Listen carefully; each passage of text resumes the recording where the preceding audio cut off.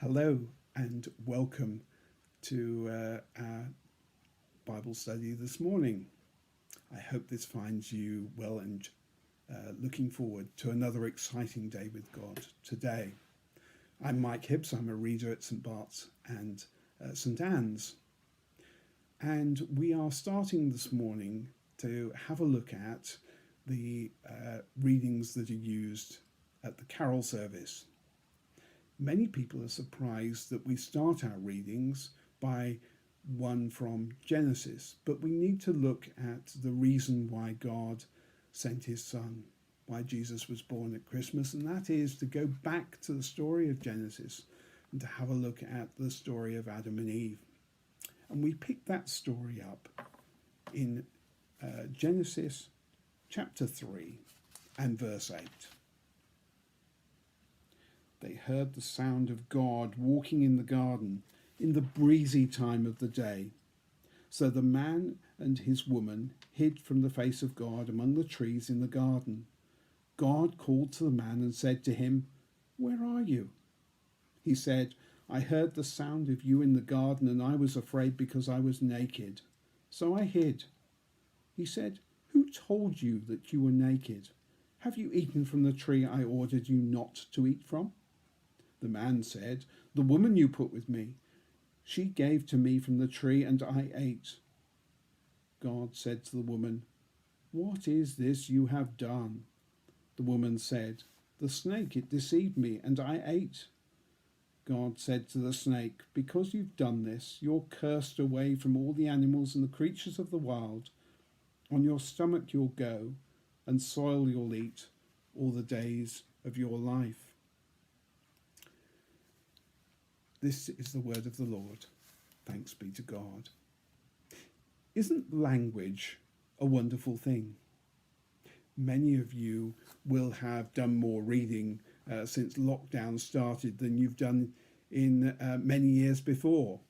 And you will, like me, have been continually astonished by the ability of authors to create and express emotion and description and place some people and stories and communicate those things to us. But language has limitations, and amongst those limitations is the ability to describe our wonderful God. We can't even begin to do that. But the authors of the Bible, and the authors of Genesis in particular, use human terminology. It's all they're able to use. And that applies, obviously, because we're created in God's image, but it does create some limitations. But it does give us this wonderful picture of God wanting to meet with his human partners who he intended to grow in their knowledge of him on the basis of trust and obedience. And God takes an afternoon stroll just as the day is cooling down. He wants to have a chat with Adam and Eve. And I wonder if you've ever thought about what that chat would have been about. Maybe God wanted to talk about the husbandry of plants, or maybe he wanted to talk about how particular animals were to be managed and looked after. What were you supposed to do with this particular animal? How were you able to get the best out of this particular animal? And whilst Adam and Eve hid, God calls out, "Where are you?" And I don't think that's a judgmental "where are you?"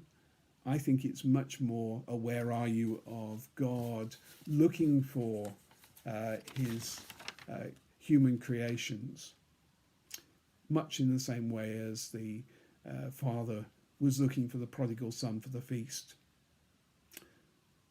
And why is it that man and woman had got into such an awful state?